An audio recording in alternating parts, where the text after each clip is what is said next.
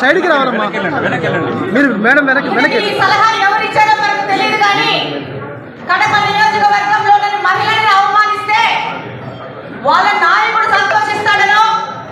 లేకపోతే ఇలా చేయకపోతే నా కుర్చీ ఉన్న పీకేస్తాడనో లేకపోతే ఈ యొక్క సభలో ఉన్న కార్పొరేటర్లు ఈయన కుర్చీ పీకేస్తారనో మరి ఏమి భయం పట్టుకుందో కానీ ఈ కుర్చీల ఆట మొదలు పెట్టారు. ఈ సందర్భంగా నేను తెలియజేస్తున్నాను, గత 8 సంవత్సరాల నుంచి ఇదే వ్యక్తి ఇదే పెద్ద మనిషి